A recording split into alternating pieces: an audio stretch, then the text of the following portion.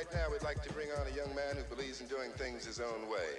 Based on the way he kind of get next to all of the folks who've seen him work, his way has got to be pretty hip. So let's lay some noise. Listen up, people.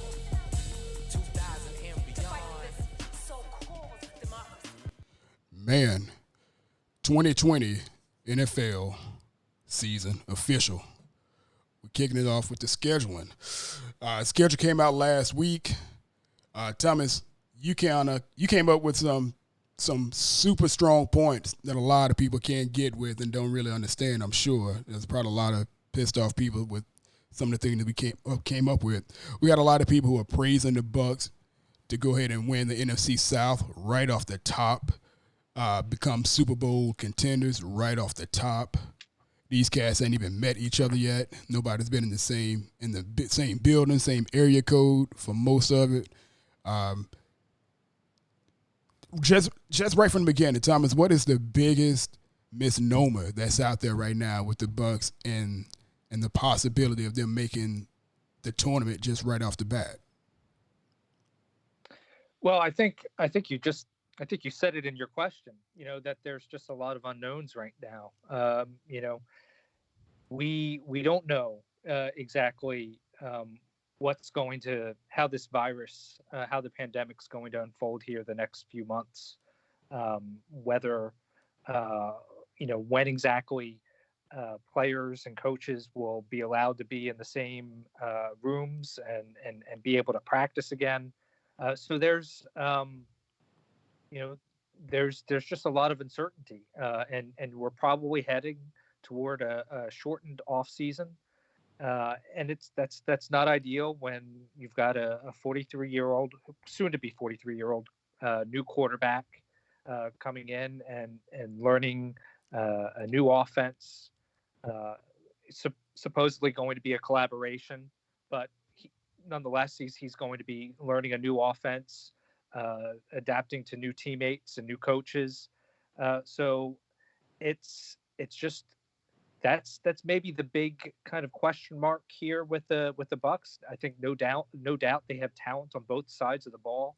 Maybe the most talented team they've had since I can really remember. But it's just how this team responds to the scheduling obstacles. Yeah, it's it's just so funny that we look at it and just preconceived. We got two big additions, two main additions, which Gronkowski at tight end, and what's that dude's name? Timothy Brady, that cat. So we got Tom Brady, serious business, Tom Brady and Gronkowski coming in, and immediately, not just media, not just fans, but even the team. The team really thinks that this one addition is a big enough deal to make everybody else so much better and bring everybody up. Which, honest to goodness, we talked about this before too. We talked about just minimizing some of the mistakes that were made in the previous season, and it's a playoff team. Nikki, you've seen how this team has gone. You've seen how it's gone from high hopes to absolute nothing before the season gets to the halfway point.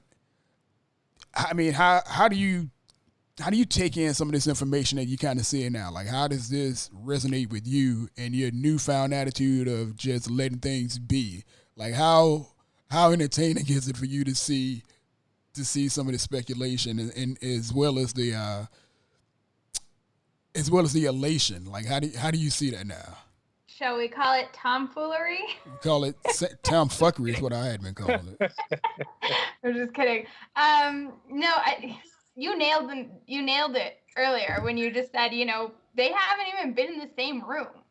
And I know that we've discussed this before, but how many times have we looked on paper and said, oh man, we've got the dream team. Remember the dream team Eagles, and then we were the dream team Bucks, and then we go like 2-14. Like, you just gotta just chill the fuck out, bro.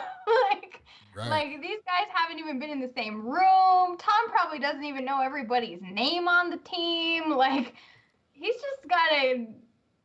How can you say that he's gonna bring us a Super Bowl? I mean, I always got my fingers crossed, but yes, he has traditionally been the greatest of all time, but he has been in the same system for 20 fucking years. Right. I think, and I get that he hasn't always had the weapons, that he did in some of those Super Bowl runs, but somehow he made it work. But I just, we're like the opposite of that. We get the best names at times, and it just doesn't fucking do anything. So for me, I'll believe it when I see it.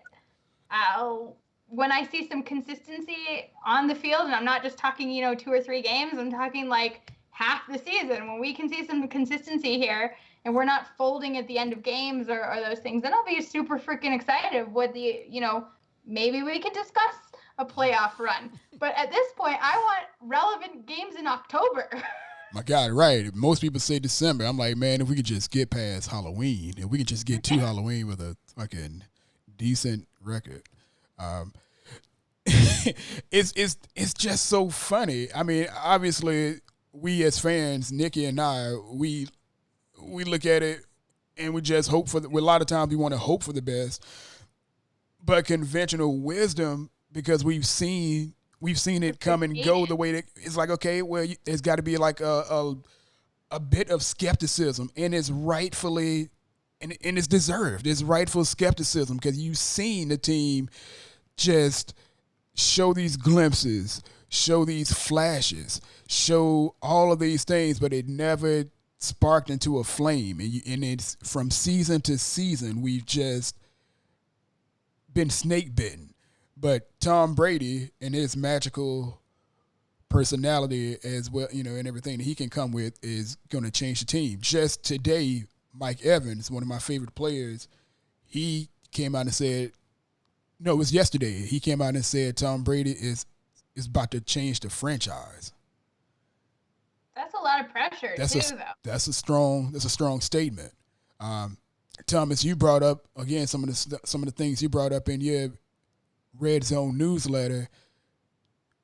Some of the reasons to take pause with those kind of high hopes. Can you go in just a little bit deeper here and kind of explain, kind of clarify some of your statements that you made in your writing? Well, I think, number one, the quarterback, he is the greatest of all time. I think, I don't think there's really any question about that anymore. I think he separated himself from someone like Peyton Manning. But, as Tom Brady would probably tell you, that's in the past. I mean, that's what he's achieved to this point. What is he going to do going forward? I don't think he's finished by any means, but I don't think we can count on the Tom Brady of old.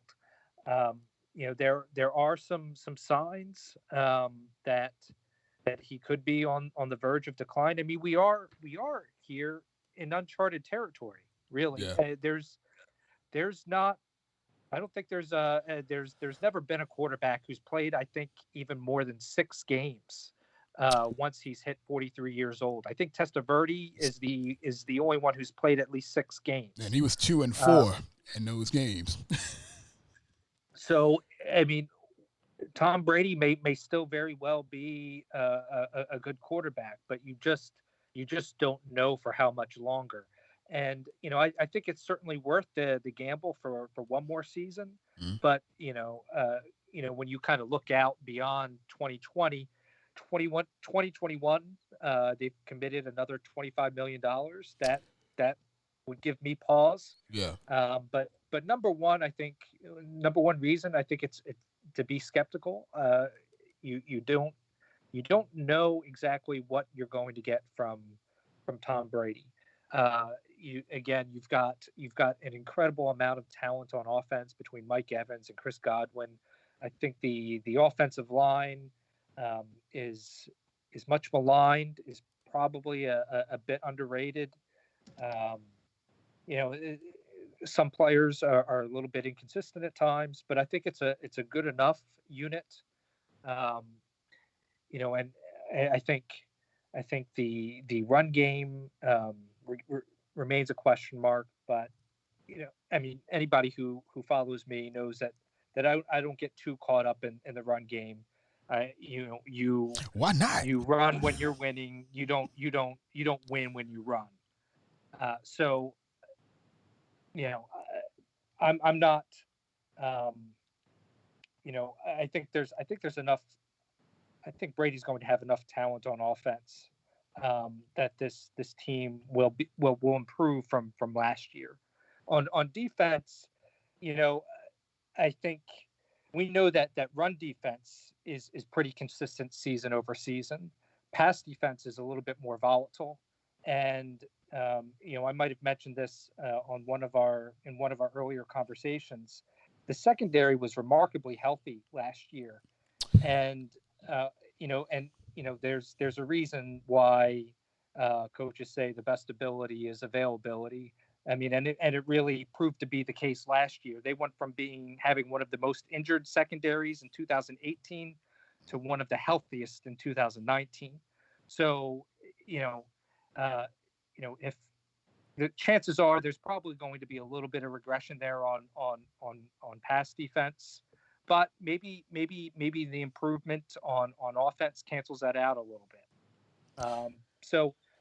I think there's a competitive football team here. I'm still not ready. I don't quite see the Super Bowl hype. I feel like let's see this team get through October. There's I think a 4-game stretch during the second quarter of the season where they'll play 3 games on the road. Let's see where that team is after that and kind of assess the Super Bowl chances.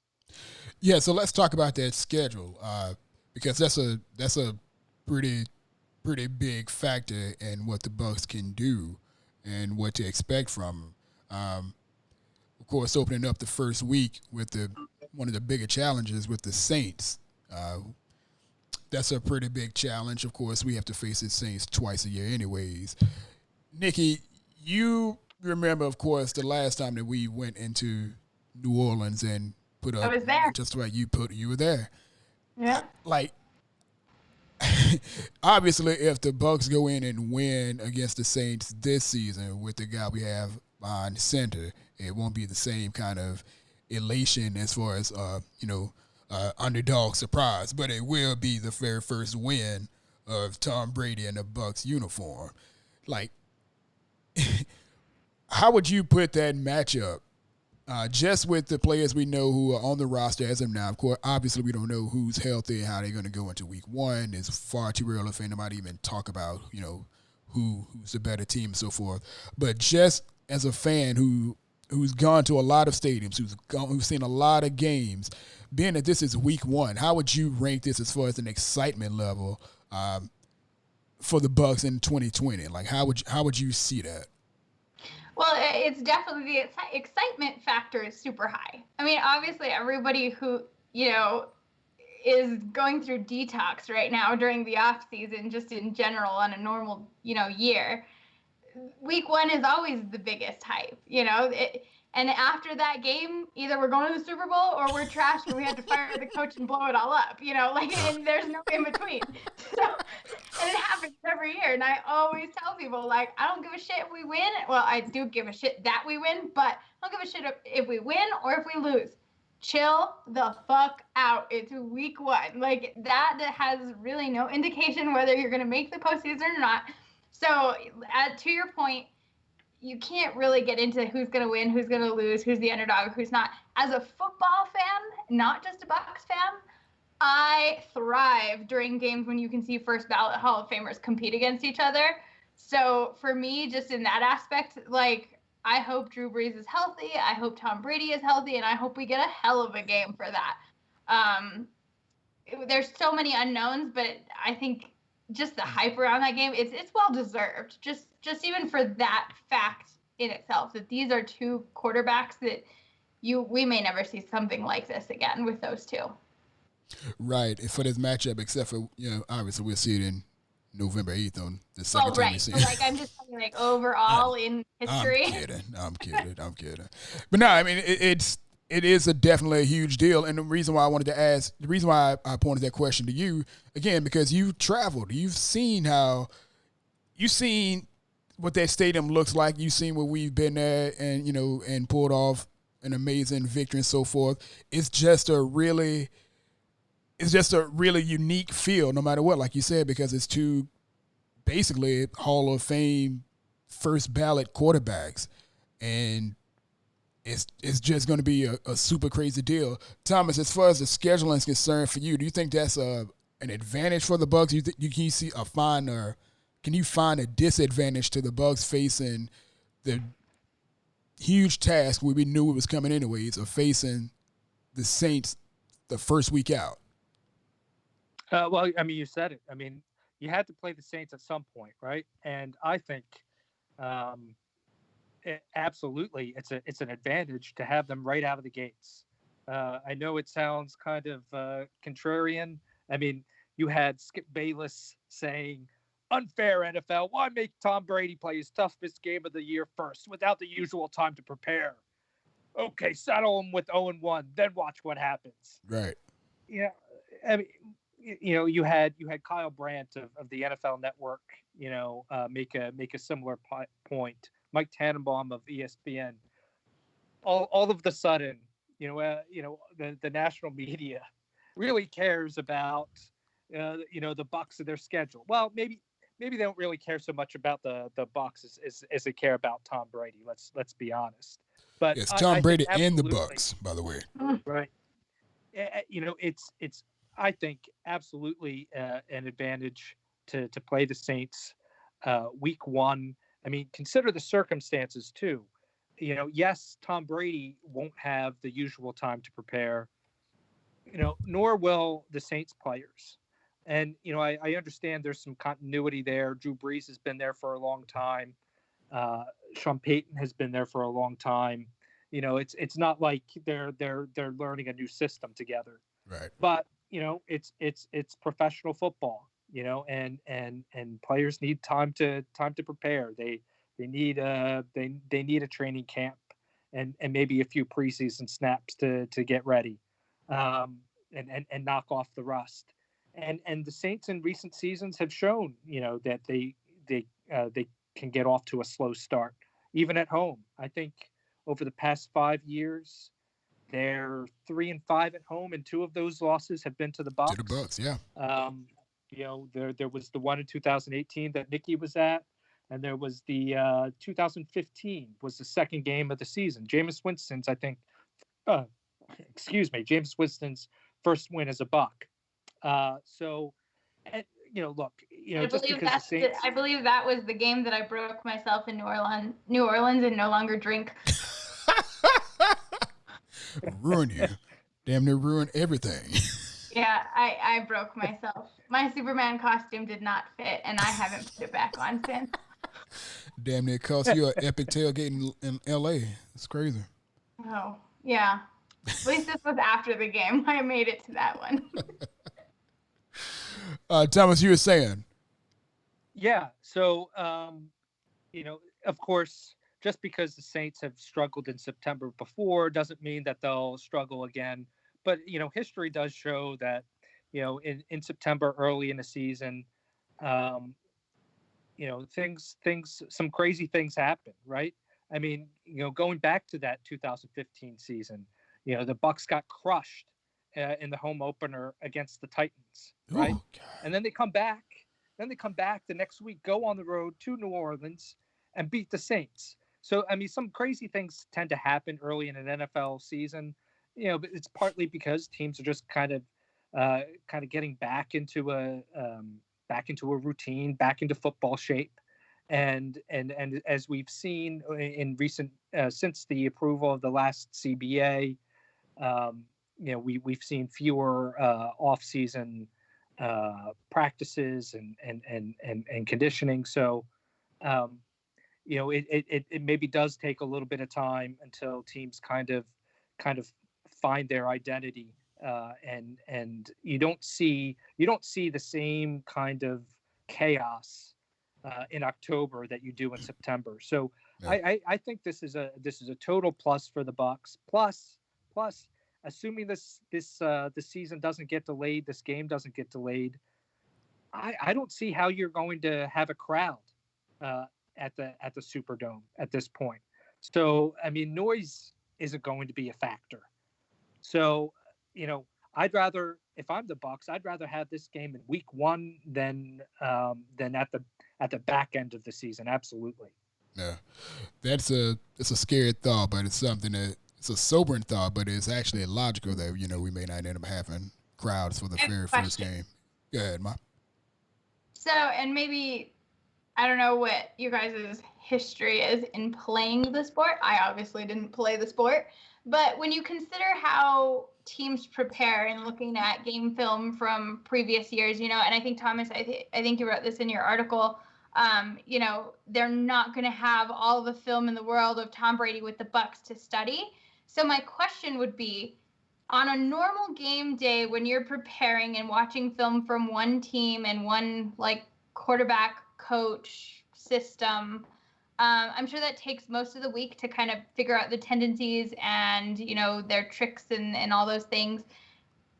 Is it almost double work? Because if they're going to do some sort of collaboration type offense, you now have to almost do double the film work. Like you have to watch Bruce Arians' Bucs from last year. What does he do? And then you have to go back and watch New England or Tom Brady in New England and figure out what his things are and kind of try to navigate how those things kind of come together. And you're just guesstimating at that point of how it's going to work and what you need to prepare for as the opponent.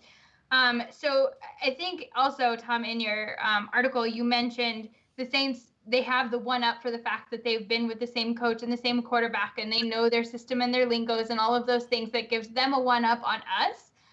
But in my opinion, isn't it almost equal when they have to do double film work and we have to do double work to get on the same page with each other? Could that not almost cancel out that argument? And I don't know. That's what I'm asking.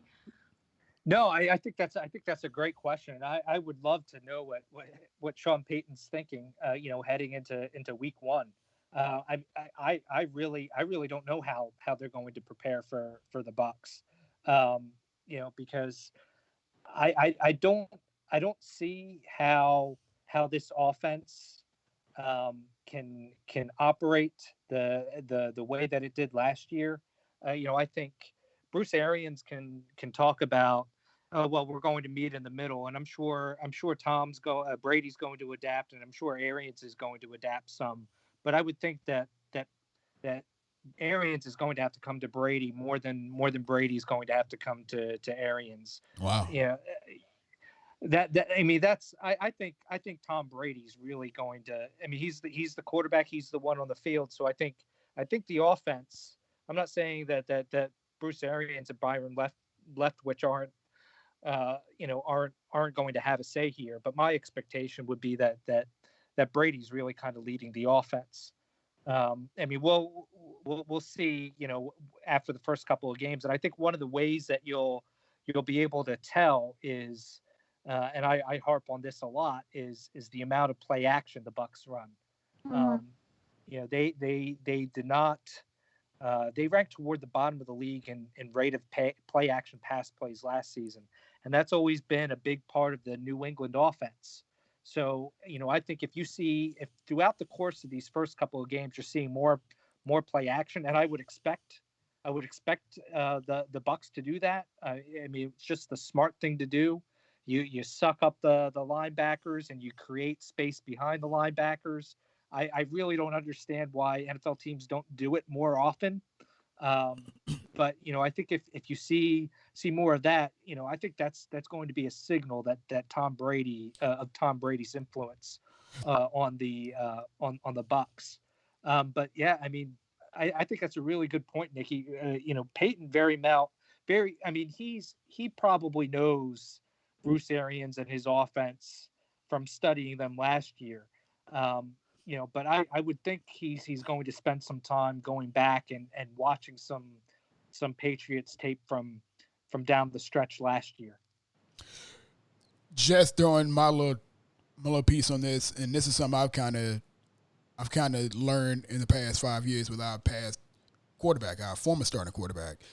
When it comes to teams and preparing for coaches and all these other things, preparing for what kind of tactics teams like to lean towards, for me, it's always come down to what the players do, to what the quarterbacks do. Our former starting quarterback had a bunch of bad tendencies, just like a lot of other quarterbacks. They have tendencies to do certain things, so players play to those tendencies more so than they can play to a coach. You can't tell what the hell a coach is thinking or saying or doing in that time period between the 15 seconds before they snap the ball. The play can be anything, and all these options all exist. It's just depending on what kind of player you have behind center and what they do with the ball and what they tend to do with the ball.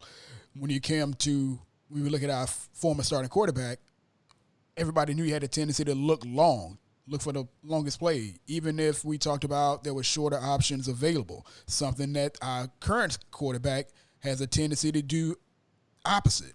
He tends to look and take the short check downs. He likes to get the ball out of his hands. So I think not being able to pin down a specific tactic like you can with some quarterbacks, Tom Brady and some of the better quarterbacks, they tend to mix it up a hell of a lot more. So it's harder to dial in on them, especially when you're talking about you looking at going from one extreme with Bruce Arians and his tendency that people like to say that he likes to take long shots, and then mixing that up with a quarterback who likes to take shorter shots and then be really selective with his big plays.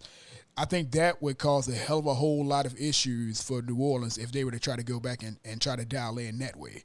Like I think that'd be a scary good advantage the Bucs would have, because you can't really dial into the offense based on what the coach and the former quarterback used to do, which everybody was able to do. Take for instance when we had Ryan Fitzpatrick. Ryan Fitzpatrick, same offense that Jameis Winston was running for years, but every time that Ryan Fitzpatrick got into the game, the offense looked completely different because he had tendencies that the former starting quarterback didn't have, and it was harder to like just nail what he would do.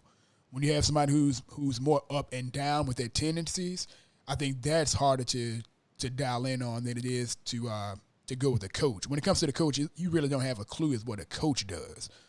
But players have tendencies that stick out like a sore thumb, and that's how I feel about that tendency. But that's a hell of a question, and it's gonna be something that we're gonna look at too. That's gonna be a hell of a topic to bring up every week, because you remember when Bruce Arians got hired, he was talking about.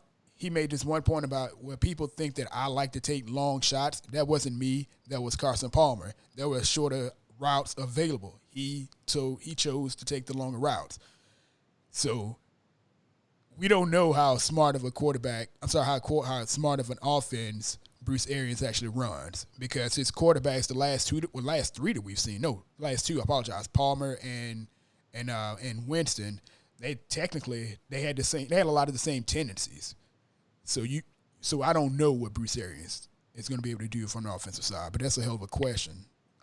That's going to be something to look at. I've given you writing material for the next year. Oh no, I'm right. I've already written this draft. I already got this. That's why it took me so long to answer. I was writing the draft in my head. It was. Yeah, it's a great question. And to follow up on your point, Robert, like I'm convinced that's how some teams played Jameis Winston. In fact, if you guys remember the game against the Broncos, I remember it well. I was there for that. That was 2016, 2016. Right? I think it was early in the season. So week 4, if I'm not mistaken. Aqib Talib came back and picked off a couple of passes, right? And yep. I remember talking to Talib after the game, and I was kind of curious about what it was like when, coming back to Tampa Bay and what he thought of Jameis Winston. And here's what he said. He said, "We watched the tape. We saw how confident he was in his arm. So we knew we'd have 5 to 6 opportunities today to get our hands on the football. I think we capitalized on 3 of them, so we'll take that. I'm convinced that Aqib Talib wasn't the only cornerback or linebacker in the NFL that thought that way, that, hey, we're going to get 5 to 6 opportunities today. Let's just kind of sit there and be patient and wait for a mistake to come our way. Right. And as much as I've had my talks about the former starting quarterback, we can be clear, like that's with all quarterbacks, especially the not so good ones, the ones that are not so good and the ones that are good, they have tendencies. He had a hell of a whole lot of bad tendencies. But I remember that quote, and I quoted that every single time someone spoke to me. And also there was a quote that Wade Phillips had, and I can't reiterate it at all. But he also spoke on that same subject. But I do remember that article when it basically was like, yo, you give him enough time, he's going to hang himself. Just give him enough time. And obviously for us, it was on the first drive, and I think it was the first drive, and I believe the 4th drive, 2 interceptions. So, yeah, I mean, those kind of things exist. But New Orleans, of course, has been used to playing our former starting quarterback for the past 5 years. They see us week 1. It's going to be something, man. It's going to be a hell of a game with a crowd or not. I don't even care if they have a crowd in the Superdome. That's good for us. However, week 2, when Carolina comes to town, that's when I need everything to be situated. Nick, I need you to put in a couple calls and make some favors, because I really need to go to that game, and I need something to happen week 2. Bro, I'm worried about myself right now. How dare you? I have to travel much farther than you. You selfish bastard. Hey, so here's a question for you, Nikki. 8 home games. Which one excites you most? Which one are you aiming for? Home games? Yeah. I actually think I'm going to be there for the Saints game in Tampa. I think that one's going to happen. But if we want to talk about exciting, I'd love – there's a couple. There's about 3 of them that are really interesting to me. The Rams game, just because I want to see how they retaliate to us after last year. Oh, yeah. Big payback. The Chiefs is always obviously interesting because of their Super Bowl champs. And I just think that the Vikings are such a weird team every year. So if they're good and we're good, that could be a really fun game. But the Vikings are kind of like us. They're either really good or they're just not. So we'll see. But yeah, I actually think I'll be there for the Saints game. If I can pull off another one, it just kind of depends. The only thing I have booked right now, like paid for, is Denver. And I'll be in Vegas regardless if I get to be in the stadium or not, just because the Buccaholics are going to do something big because nobody can afford those tickets. Yeah. So Vegas is going to be big. Another takeover scenario? Oh, yeah. We're doing Denver and we're doing Las Vegas. And again, those are both situations that if we can't afford the tickets, Vegas is more the issue there. The local captains are already reaching out. We had a bunch of stuff set up for the draft that obviously got canceled. So our contacts there are reaching out to that same hotel, and we're going to do a big takeover there. So we'll rent out a freaking conference hall if we have to, just to have a big watch party for that Raiders game. So I'll be in Vegas for that for sure.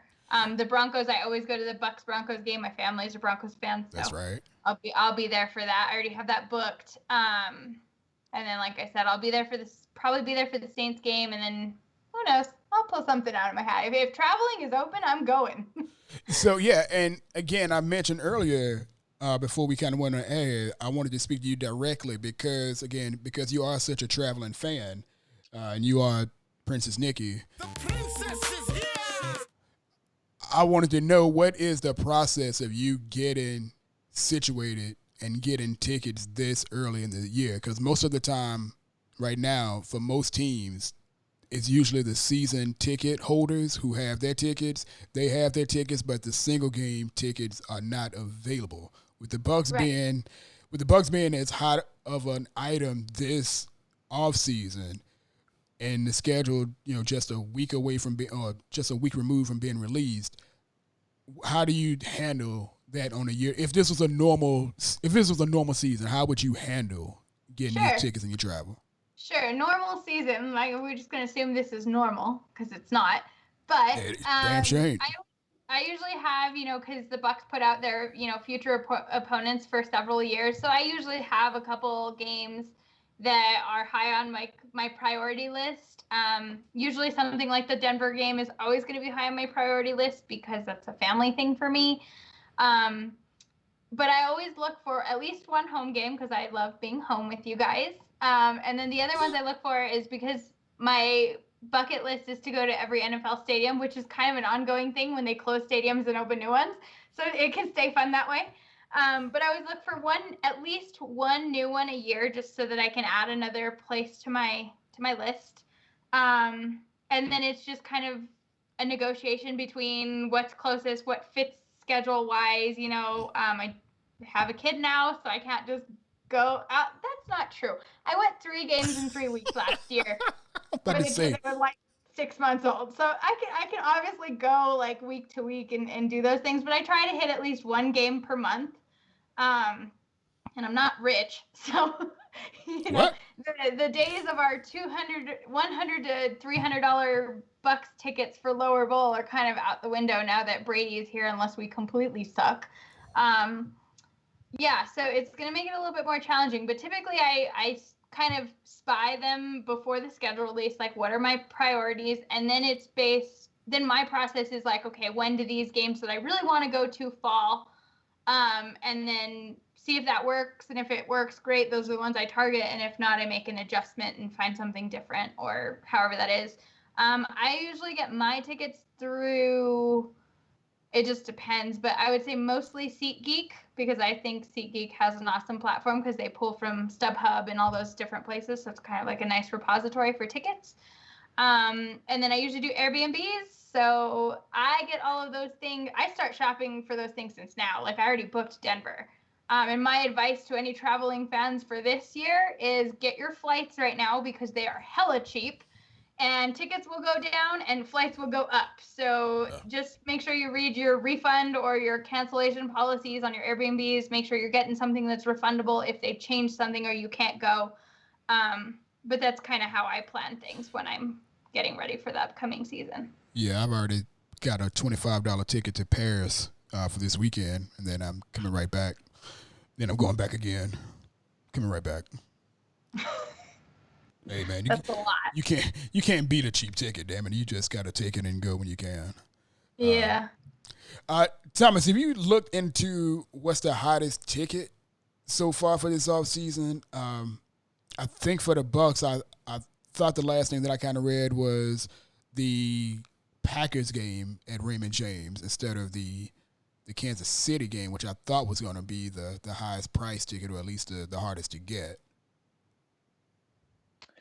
No, that's a really interesting point.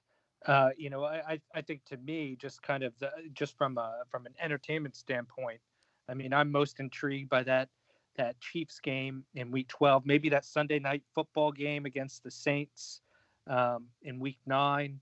But I think Packers fans, I think there's a lot of them here in Tampa, and the ones that aren't here travel well. So, yeah, I mean, that makes a lot of sense to me. I hadn't really considered that, why that might be the ticket with highest demand on the schedule. Yeah, that game against the Chiefs, obviously, I think it's going to be a big deal. It's going to be amazing. Again, you got not just because they're the Super Bowl champs. It's only going to be a big deal if we're decent. I think it's going to be a big deal just because you got the second hottest quarterback in the league with Patrick Mahomes. Maybe the biggest.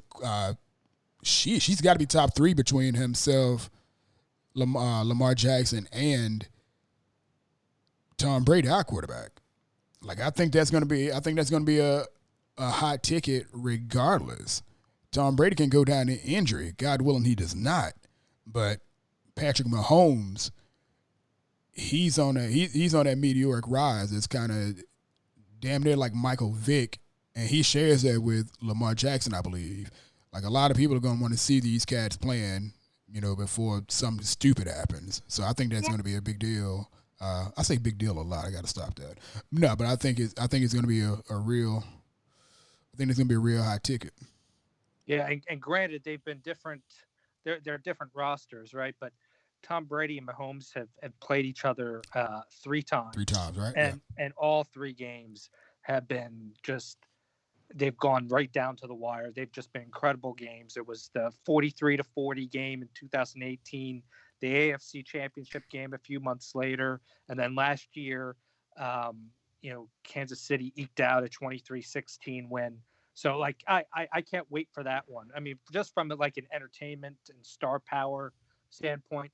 But I think if you want to go to a game that the Bucs will win. If that's what you want, if you want, to go to a game where you think the chances of them winning are the greatest, the one that I would look at is Week 4 versus the Chargers, and there's a few reasons why. Number one, it's a 1 p.m. East Coast game. Chargers are coming from the West Coast to the East Coast. It's going to be like 10 a.m. for them. Maybe they'll fly out earlier and maybe kind of adjust their body clocks, but that's a real thing historically. Teams that come out west to play 1 p.m. games on the East Coast tend to struggle. I mean, it's about as much of a lock in the NFL as it can get. All these teams are good, but I think there's a good chance that for that reason alone, that game tilts in the Bucs' favor. Plus, factor in they're likely starting. They may be starting a rookie quarterback in Week 4. So that should be a win for the Bucs in Week 4. Should, with the asterisk that we always lose to rookie quarterbacks. I was just about to say. You must be out of your goddamn mind. Have you not been paying attention? Rookie quarterbacks come in and just have a. I know. Backup quarterbacks are kryptonite. I know, man. Man. It's not funny either. I can't help but laugh. That's not a good sign, man. No, that is gonna be a good game though, man, with the Chargers. I kind of wanted to back Daniel Jones last year. That's right. Oh God, yeah, and I'm thinking back. And he wasn't throwing worth a damn, to be honest with you. He was just gashing us on the run. We were playing like prevent defense for some damn reason. We had a defensive lineman backed off like three yards off the line of scrimmage, and he just ran through. Kyler Murray. We did get Kyler Murray. Yeah, but that was. Yeah. But then we started like 1. Right, and we started that hell. Then we started off with what, 2 interceptions, 3 interceptions, or something like that. What happened in that one? Yeah. First drive. There was definitely an early interception. Yeah, it was. I think first drive interception again, and that was not fun to watch. I was in the stadium for that one too, and I was just like, "You got to be damn kidding me! This can't be happening." And that little dude, man, Kyler Murray. I say little dude, he's probably my height, but that cat, I just thought he was gonna cause fits because he wouldn't stop moving. And he looked like he was so many speed levels above everybody else on the field. So, yeah, I'm definitely. He's not hopping on your train there. What's that? I said he's not hopping on your train, Tom. No. I'm definitely not. I'm more skeptical about rookie quarterbacks than I am about anybody else on that damn schedule.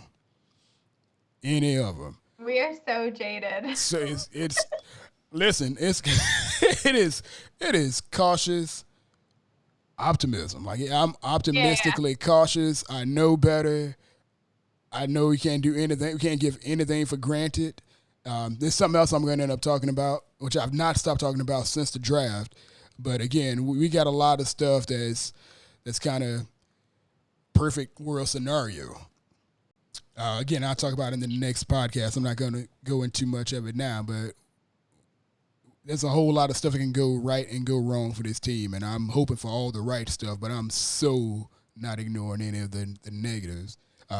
Jumping back. I can throw out one more negative because we were talking about this a I don't know, a little bit ago. But in talking about positives and negatives for the week one and this thing, there's something that Booger McFarland said years ago, way back in the 98.7, the fan days, right? Something that always stuck with me when it comes to considering the Patriots and players leaving New England. But Booger always said, Bill Belichick tends to cut them 1 year early rather than 1 year too late. Yep. And we know that Tom Brady was not the Tom Brady of old last year. I'm not saying he was bad, but he was not who he has been. So when we were discussing positives and negatives and what could go in our favor, what couldn't, there's reason that Belichick didn't fight for him to stay that we know of, right? We obviously don't know what happened behind closed doors, but Yeah. I don't know. That's just something that stuck with me, and that's why I'm still a little bit cautious. I know, Tom, you were talking about his age and those things, but again, Bill Belichick doesn't cut players a year too late. He always cuts them a year too early, and then when they go somewhere else, it doesn't work out. This So- is That's an interesting point because I'm skeptical that there really was much of a market for Tom Brady. I mean, we heard rumblings about Tennessee and San Tennessee's just as Francisco jacked even. up as us. Yeah, the Chargers maybe were maybe the next most serious team, but what I think really brought Brady to Tampa was them guaranteeing that second year. I think the market for him, if he wanted to go somewhere for one more year, might have been larger. So I wonder whether that was what kind of separated the Bucs from the rest, was that their willingness, desperation really, to go a second year with Tom Brady. my deal with his age and everything and his supposed, I don't want to use the word alleged, that sounds like an a-hole term, but supposed decline. I have to look at what he was working with when it comes to his receiving group and some of those things like that, because we saw guys who were making plays that were there. Statistically, it wasn't like he actually fell off. Again, I almost hate to bring him up, but average to below average quarterback that we had last year, they were so close to, like, his worst being Tom Brady's worst was what a lot of people consider to be our guy's best. Like, we've seen him on such a high level for most of his career that when he had like just a bit of a slowdown, it felt like he had just went completely downhill. So I'm not really sure how bad I'm not sure how bad he went. He was bad. I didn't mean that, if that's how it came. No, absolutely, Nick. And I was about to say that the term "bad" isn't what you use, and it should have been what I used. But the perception that he has declined to a level that he wasn't, I think that should be acceptable and obvious, because he was at an elite, and I don't use that word ever, but he was at the elite level. Going again, looking at what he was working with, I can understand where his play fell off. There are clips of him on the sideline talking about he can't trust his receivers. I've never heard that honest to goodness, I've never seen or heard that before from any quarterback. And I think it's a terrible thing for a quarterback to say, but he didn't say it to them. He was actually just saying it to his head coach. He was like, I can't trust, like, I'm not throwing him the ball anymore. I'm like, holy like, who the hell would say that? Like, it must be terrible, terrible happening for him to say it. And that's kind of what he did. So, it's a hell of a point. And it's legit. That is a legit cause for concern. It doesn't weigh on me as much, but it's definitely a concern. And it's something that, again, I'm going to be looking at. Again, I didn't pay attention to how he played so much when he was in New England, except for, the primetime games and everything. Most of us who love football, we watched those, but we didn't study him like we studied our guys. Right. We don't know his tendencies, and we wouldn't even know if he was having a bad game.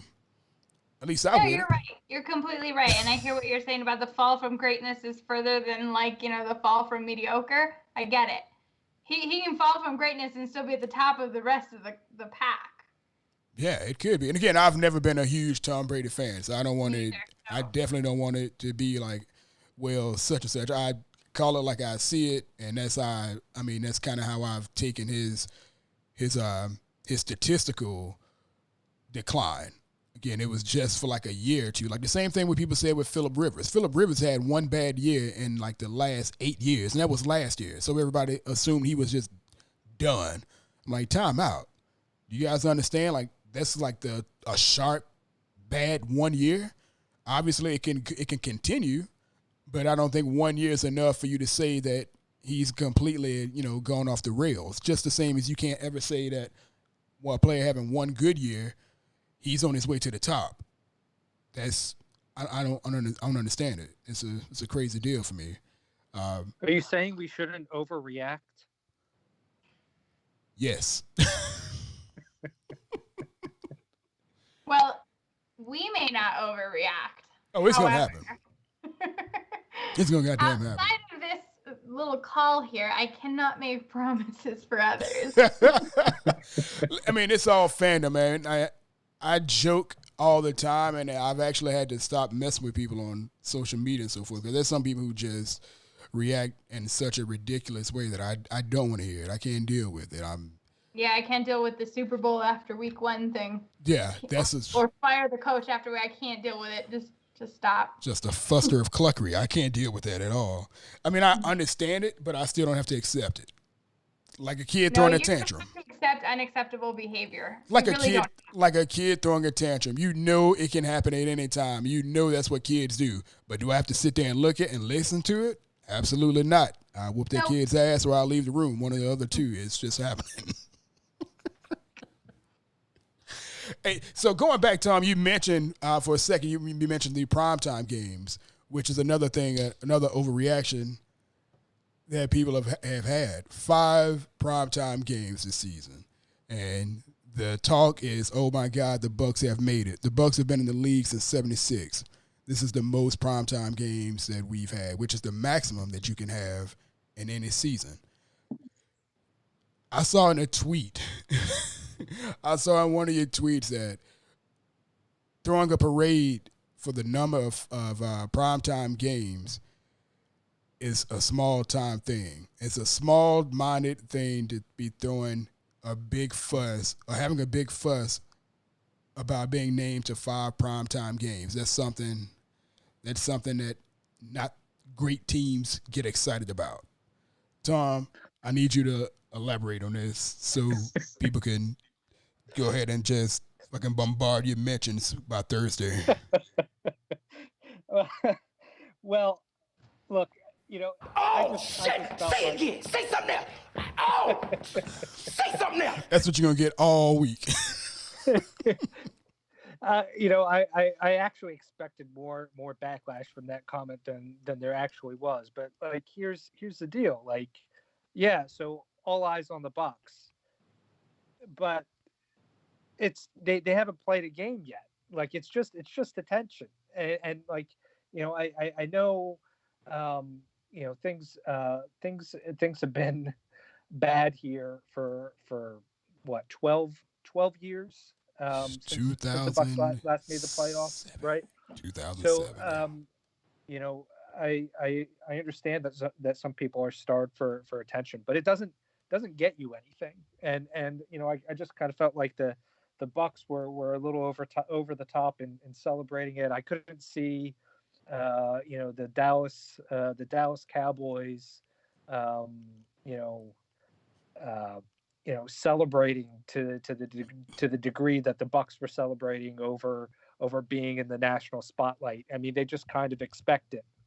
Well, they have. I mean, honestly, they've had more primetime games than any other franchise in the history of the league, and right. Whether they're good or bad.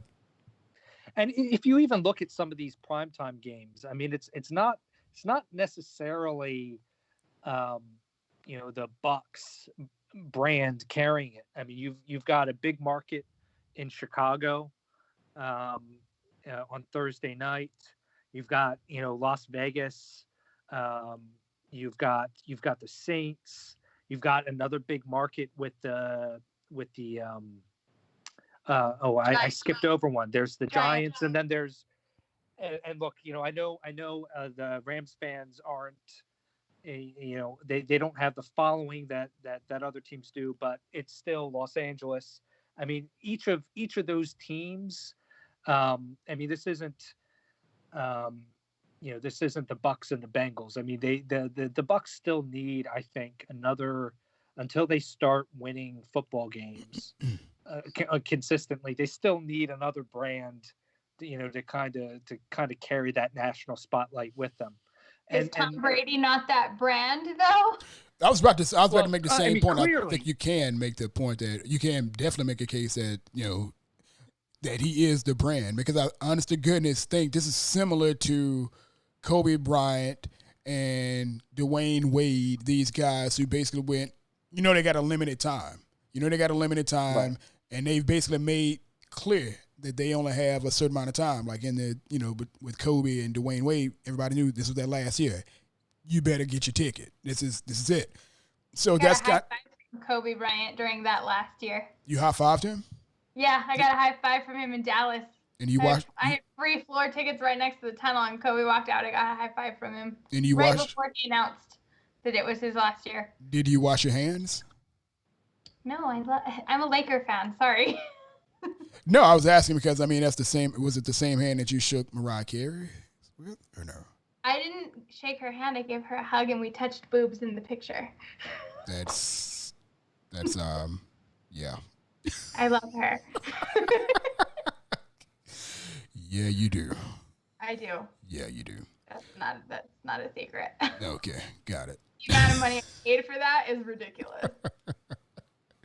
Thomas, I'm sorry. Continue, man. So you can tell we've been friends for a long time. So transitioning. So yeah, I mean, obviously, these primetime games. I mean, it's Brady's the draw, right? If Brady weren't here, the Bucs wouldn't be in the primetime spotlight. I think there was a report maybe this past week recently that once the Bucs signed Brady, the networks and the league were kind of scrambling to kind of reconfigure the schedule a little bit and kind of get some make sure that some of those Bucs games got into prime time, got into better time slots. I mean, look, it's not just the primetime games, but there's a lot of late afternoon national type games that they're going to be featured in. Yeah. And as I was about to say, like, okay, so like it's this extra attention. It's really cool, and there's a lot of games here that I can't wait to see. But there's a downside to it, and that is that the Bucs will play. Partly because of these primetime games, they will play 6 games this year in which they've had less rest than their opponent, and that's the most in the league. Right, coming off those, because they. Yeah. I'm sorry, I think you're gonna end up making this point anyways, but I think we have some of those guys who are coming off of their bye week, right? Yeah, I think there's a couple of them, which isn't. Which might also be tied for the league lead, but it's not. I don't think that the NFL screwed the Bucs by any means by scheduling 2 bye week opponents against them. I think the Packers might be one of those teams that has a bye before they play the Bucs. So.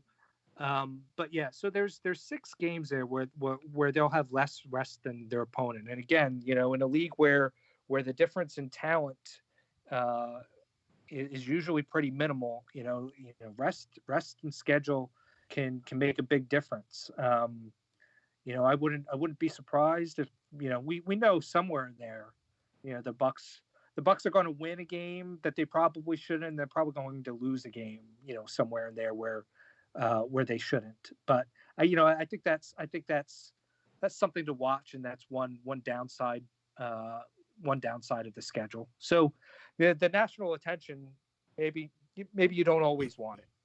Yeah, I mean, it's Gosh, I remember I wrote something about that too. How the Bucs record in the last 8 primetime games. I actually included the Saturday London game too. But I think what are we 2-6 or something like that? I was gonna say that. I was gonna say on tonight's episode of Superstitious Bucs Fans, Hey. we suck in prime time. But it's the case. Remember I go back and look at some of these primetime games and some of these opportunities. Again, I counted that Panthers game, which a lot of people don't consider primetime. But listen, we were the only NFL game in the league that was happening. Like all eyes, if you wanted to see NFL football, it was the Panthers and the Bucs in London, and a lot of people watched that game, and it drew a lot of numbers, and it drew a lot of attention from people. You look at games like that where they just went to hell. You look at the Atlanta game from a few years ago, the big blowout was 2015, 2016, whatever it was, 2015.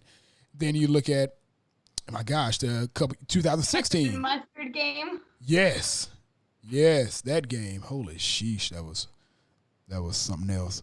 I think one of the worst games that we had primetime was the game against the Cowboys.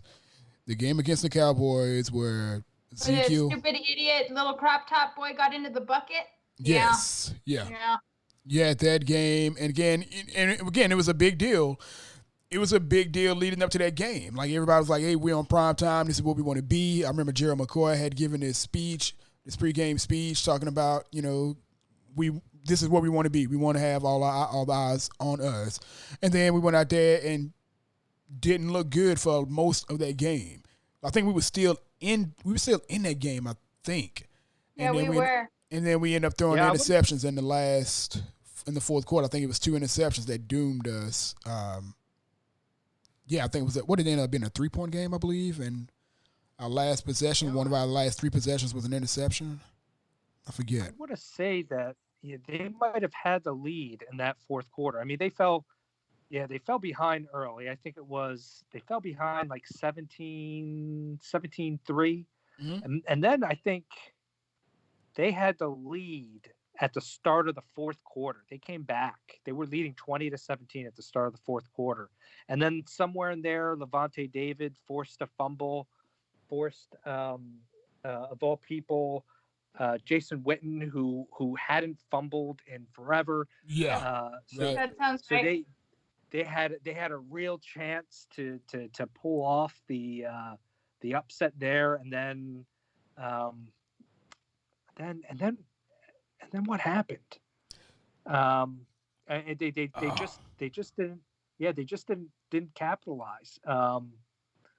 And really that was it, right? The playoff hopes kind of evaporated in that fourth quarter. Had they won that game, they would have snuck into the playoffs in 2016, I think. Yeah, it was a December game. December 19th, I believe it was. And again, but it was one of those things that we wanted to have all eyes on us. And as a Bucs fan, I wanted to have that. I wanted to have that big victory in prime time. I didn't give a damn if it was in prime time or not. It could have been a 1:00 game. I just needed to have that win against this big team that everybody was talking about. And I remember in that game, Noah Spence was whooping the left tackle and the right tackle. He was whooping their asses with one shoulder. Noah Spence was putting on they could not stop this dude. If it wasn't for them holding him, which the referees just swallowed their whistles on this. I remember that was my okay, Noah Spence is going to be the guy. Their whistle would have made more noise than would actually happen. Oh my God, man. It's ridiculous is what that was. But again, I mean, I don't want to pretend like nobody should be pretending like the primetime games aren't a big deal. Most teams want to have primetime games. However, again, just with the whole over-elation, overreaction to having, Tom Brady and some of these other things and crowning the team as Super Bowl champs already, just adding to that, it kind of makes you be like, okay, everybody chill out. Just let's get it together. Let's get to training camp. Let's get in and out of training camp before. Let's get off Zoom. Right. Hey, these virtual meetings, man, I'm telling you, I'm sure somebody's not showing up to them. Because I could. I'd be making waffles in the morning, missing all the meetings and shit.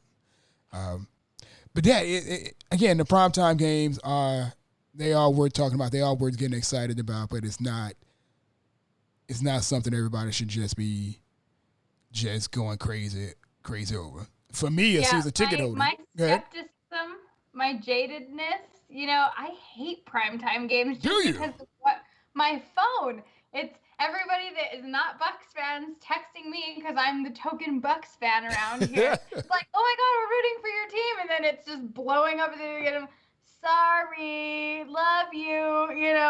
You'll get them next time. And I'm like, just shut up and let me be. Damn it. Bad luck bastards. Don't hop on my wagon if you're not willing to ride it down.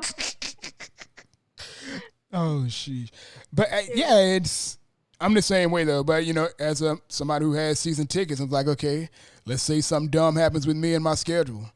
That could be a pretty decent time. There's a lot of people who want to pay to get those get those tickets. Yeah, I mean, for a lot of people, they're gonna make a lot of money on just selling these tickets or brokering these tickets, whatever they do, for better or for worse. I mean, I don't want to knock anyone's hustle, but a lot of the time it's terrible. But with these primetime games, and how many of them are in Tampa? I actually lost count of how many of the primetime games are actually in Tampa. I know we have a Monday night game in Tampa, and the Sunday night game against the Saints. Yeah, and I think the other three are on the road. Yeah. Yeah. Well, we'll see, man. At Chicago, at Las Vegas, at New York. Yep. It's just gonna be interesting. I'm excited about it. Again, cautiously optimistic. I'm excited, but I keep looking at all the things that can go right and hoping for them. But I'm looking at all the things that can go wrong, and I'm like, okay, this has to be acknowledged, and go ahead and prepare for it now. Just go ahead and do it. You got free time. You can go ahead and you can set yourself straight now. You don't have to go to work tomorrow. None of that shit. Just get your mind right and know that the Tampa Bay Buccaneers have to play 16 games like everyone else, and there's no free passes. We can go 16-0 because that's a real thing that happened to some other team before, or we can, go 8-8 because bad shit happened to good people too. Or we can go 2-14 because that shit happens. Oh my gosh! If we go 2-14, what do you think? What do you think Tom Brady does? Ooh. Yikes. Is there a record? Is there a record you can think of, Nikki, that would prompt Tom Brady to say, you know what? I don't think I'm coming back for one last year. And one more. I think it's like it's got to be pretty bad. I would say if we were 8-8, he would probably come back because there's something to build on, and he can have that one last hoorah. But I want to say anything less than 6 wins, maybe. I'm just pulling shit out of my ass though because I don't know him. Right. Yeah, I think if they win any less than 6 games, something seriously wrong happened, and Brady was injured. I think the floor for this team is in the floor is in that 6-7 range. I have a hard time seeing. I have a hard time seeing this team win fewer than that unless he's injured. And again, I'll end up speaking more on this in a later podcast. And Nikki, I'm probably going to have you with me on this one too. Tell everybody else to get mad. But again, this when you like me a little bit, I think we have fun. Hey, I love it. I 100% love it. But again, this is again win now, which I've been asking to kill this win now deal for 2 years, and really been pushing it for the past couple months. Written about it, talked about it on every single podcast I believe I've done. But this win now deal with Tom Brady and Bruce Arians, do you think that Bruce Arians, does he have any reason to come back if he does not win with all these chips that they've lined up for him to go off into the sunset as a Super Bowl winning head coach in 2020. This goes beyond the win now, which I've asked this question, I think, to several people. Nikki, I believe I may have asked you on our last time together. And Thomas, you can answer this as well.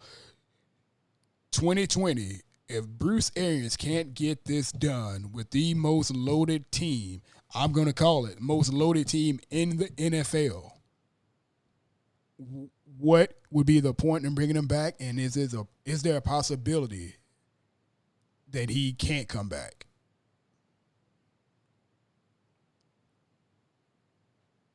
Tom? Yep, I'm back. You're back. Where the hell did you go?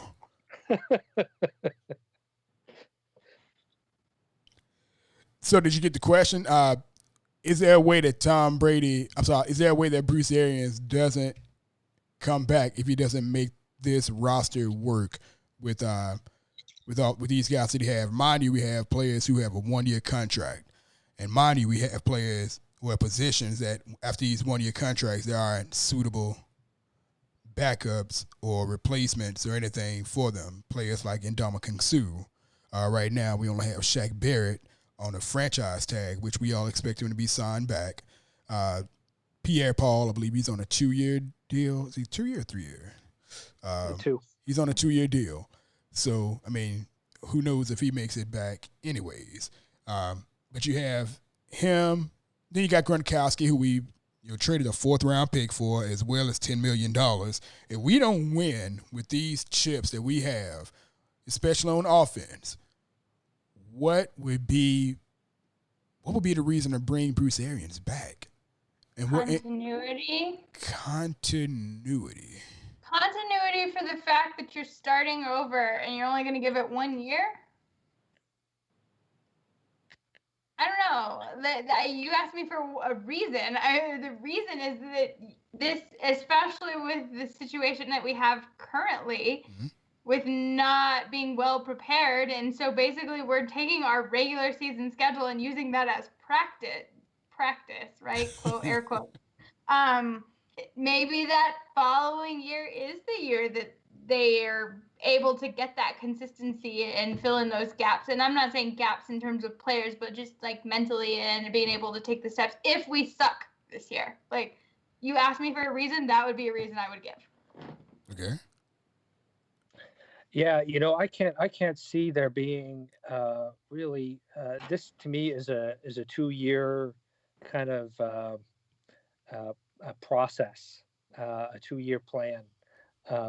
And sorry, Robert. Yeah, I mean that's really it. There, it's a win now deal. And I don't see anything barring some kind of catastrophe, whether it's injury or health. Why Bruce Arians and Tom Brady and Jason Light and the whole crew won't be back for 2021.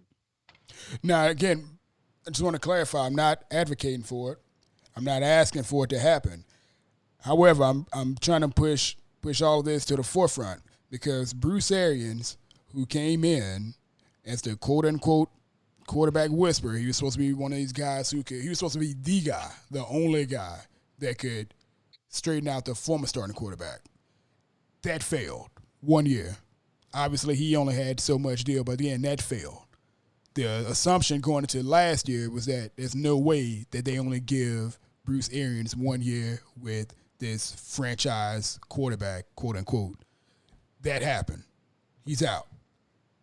Tom Brady, again, short leash. Well, not short leash, but short-term contract, 2 years. Gronkowski, again, 1 year contract. And Ndamukong Suh, a player who they should have, either got a backup to him or absolutely replaced him this season in a draft, 1 year contract.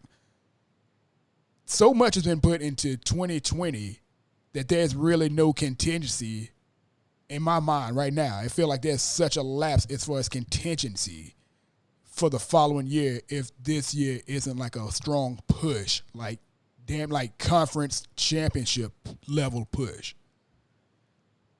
Like I would question whether or not they continue to go with Bruce Arians with so much invested in 2020.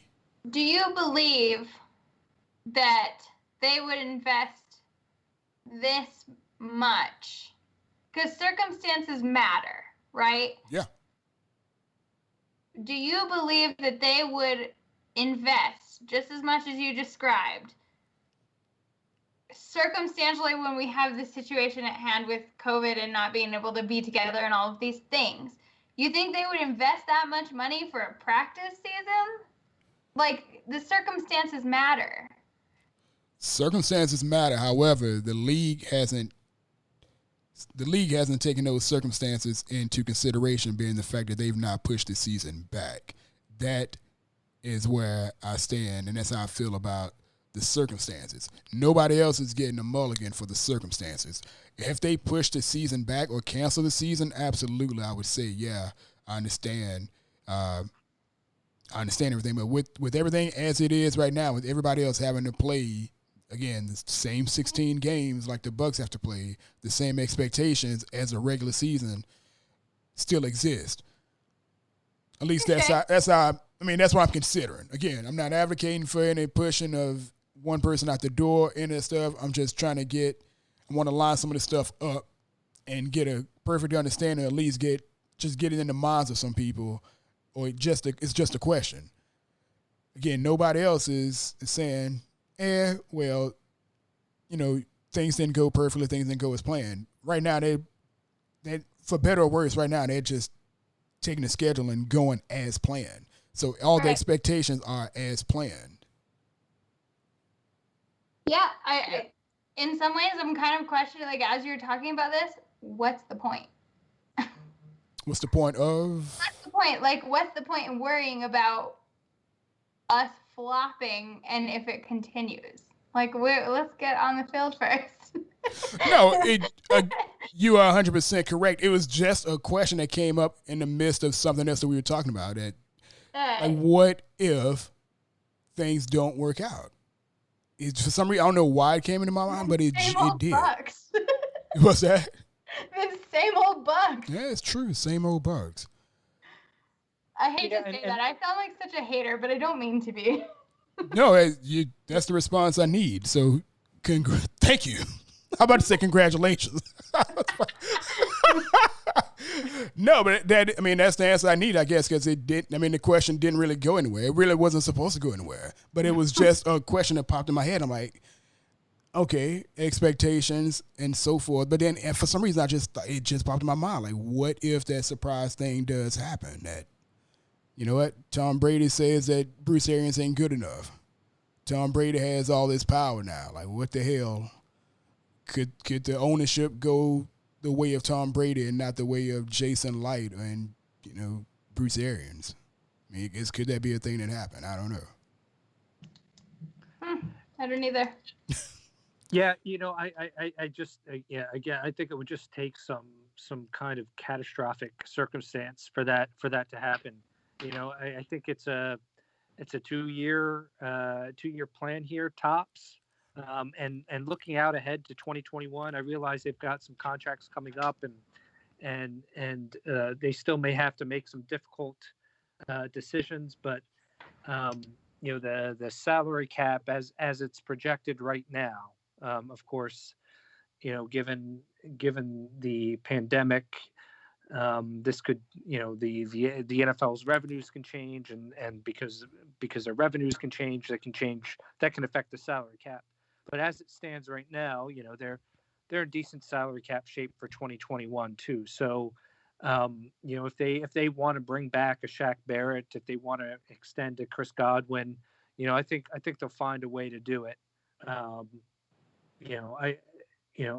think they've got enough in place, that even if things don't kind of work out as well as they're hoping, and if they fall short of the playoffs, say in this coming season, I think they'll still try to make one more run at it in 2021. Okay. No, I mean, I wholeheartedly understood. I think that's going to be the case. But I don't know, again, like I said, that just something that just popped in my mind while we were talking. I was like, well, what if? What if this foolishness happens?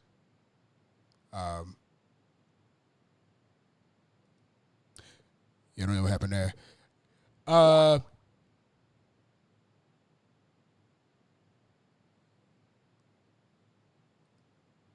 you still there? I'm still here. Okay. Yeah, I don't know what just happened there. But yeah, man. So again, last of the schedules talking, and we'll cut this short. As far as you saw, you also kind of broke into the odds makers of Vegas and so forth. They kind of and you touched on it. What was the one standout that you looked at so far with these Vegas odds for the Bucs, just based off of the scheduling? Well, I think, I'm not, every year, this time of year, we see a lot of strength of schedule commentary, and all of it, almost all of it's just bogus, because it's based on last year's win totals, right? And we know that there's not a strong relationship between wins last year, wins in any given season, and wins the next season. So the strength of schedule commentary really is bogus, and really we should just totally ignore it. We shouldn't be doing it. Right. And what I find, it's not perfect by any stretch, but what I like to look at anyway is what sports books in Las Vegas are saying. Now, I mean, of course, they're not trying to predict outcomes. They're trying to set betting lines to get action on both sides, but they take in more context than these strength of schedule formulas. They're considering coaching changes, free agent signings, trades, injuries, rosters. They're taking in more of the picture. And then for some of these teams, they're if they feel like fans are a lot of money's coming in on the overside of a line, they're going to move that win total up. And one thing that's kind of jumped out to me is that when you consider Vegas win totals, the Bucs have like the 11th easiest strength of schedule according to and Warren Sharp of Sharp Football Analysis .com kind of figured this out using those over unders. So again, this it's just one more reason why I like this Bucs schedule and feel like there's a real chance for them to finally kind of break through and make the playoffs. It's a favorable from a strength of opponent perspective, and just kind of the way things kind of shake out. They're not on the road for a long time like they were last year, but I think what you're seeing when you look at some of these sports books is some hype. The Bucs have, last I saw, the third best. They're tied for third best odds to win the Super Bowl, behind only the Chiefs and Ravens. But their win total, their over/under win total, is at 9.5. So I mean that tells me, that people are placing a lot of emotional bets. They see the Tom Brady signing, the Rob Gronkowski trade, and they're buying into the Super Bowl hype. Whereas when you're looking at win totals, you tend to be a little bit more kind of calculated in placing that bet. You're looking at, again, rosters, coaches, schedules. You're factoring in more things. Yeah. So, that's just one thing that kind of jumps out to me as something unusual. I think I think 9.5 makes a lot of sense from an over under for an over under line. Yeah, I think this team probably does end up somewhere around 9 or 10 wins.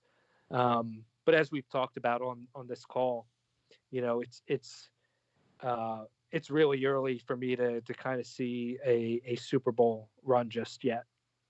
Yeah. Well, I'm going to be there. I'm already buying my tickets. Already. I'm just going to camp out. I'm going to be there for the Super Bowl week. You are going to be there? I want to be in Tampa for the Super Bowl week, regardless of who's in. We'll be there together. Yeah. We'll be there together. You and I would just camp out. We'll just camp out at the the Buck tailgate location. Yeah. Just wait for something to happen. It'll be fun. Yeah, it should be. Well, Thomas, man, obviously, I appreciate all of your work, man. I check in on this newsletter every time I can. Sometimes I forget which mailbox it goes into. I got like 3 different mailboxes. My email, I'm like, damn it, which one to go to? I spent like 10 minutes before I spent like 10 minutes today looking for it in my email. I'm like, what the hell happened? I knew I had it. But no, man, you put in a lot of good work on this piece, and I shared it with Nikki, and the super fan turned casual. She obviously she read it and and had some commentary on it. And again, I thank you both, man. I love the perspectives. Every time I talk to both you cats, and what is this? Go Bucs? Stand by. What is this? What is this foolishness? What is that? I swear to you, I thought that was Bucs with 2 C's. I was about to kick you off. Yeah, I swear to, because it's blurred. Oh. That's what I was doodling. Holy sheesh. Man. But again, I thank you, Nikki. God willing, I'll talk to you sooner than later. I want to have you on with another young fella, Liam Mitchell, who does the highlight videos featuring a lot of Bucs players via YouTube. A young cat out of California, 24-year-old. Dude is a Bucs historian. Like, dude can just memorize. He memorized so many specific plays and instances just off the top of his head. Like, I remember being young. Yeah. What are you, 26? Shit. Oh man, but no, I definitely want to have you talk with that cat, man. He's an awesome dude, Liam Mitchell. Yeah, he's got a pretty decent reputation via YouTube, and a lot of people ought to pay attention to him. Again, I thank you both, Nikki. Wait, I forgot specifically. Give me the most exciting game of the season for you. The most exciting game the one that you are. I know you got your ticket booked for Denver. The most exciting game for you. Are you talking about like one I'm planning to attend, or just the one you're planning to attend? Probably Vegas. And it's funny because I may actually not make it into the stadium because of those prices. However, I know my brothers in Vegas are pulling off some crazy shit for a Buccaholics takeover. So even if we can't be in the stadium because none of us can afford to give a kidney, we will be doing it big, and it's always a good time when the Buccaholics are together. So I love it. Solid. And young Thomas Bassinger, if you had to pick a game to be the hottest ticket or the game that you're most excited to go to, be it home or away, which game on the schedule would have your vote? Oh, just before the schedule even came out, the one that I was circling, the one that I'm looking forward to the most, I touched on it a bit earlier, is Tom Brady and the Bucs versus Patrick Mahomes and the Chiefs. You know, Andy Reid versus Bruce Arians. I can't wait for that game. Yeah. I'm trying to think if I had to pick a game that's going to be the most exciting for me, it'll be Kansas City and Tampa. I think that game is just going to be I just think that's going to be like the biggest game. And that's week 12. Yeah, that game just, it's the perfect time of the year. If the Bucs are doing Sunday well. After Thanksgiving, I think. Yeah, the 29th. It's the perfect game of the year if the Bucs are doing well. Like, it's just, it literally sets I up wish the it was the Christmas week season. after the bye. Yeah? Why so? I don't know. I just have more rest before the for it. You selfish bastard. Oh, man. But, for some reason, I think that game is just going to be so just electric, man. If both of those teams are doing well. Matter of fact, I don't give a damn if Kansas City is doing well or not. As long as the Bucs are doing well and it's a possibility of Patrick Mahomes playing, that's going to probably be the game at Raymond James this year. Unless we go down to the wire with the Falcons, which I hope we don't in the last week of the season. That'd be a terrible thing to happen. I would cry. I would cry if it came down to week 17 with us and the Falcons. I'd just be pissed. Like everything is going wrong at that point. But anyway, guys, we're going to end it for tonight, man. Again, I thank you both. That's both with an F. Appreciate it. This is Outside Leverage. I am Robert Green. You're welcome.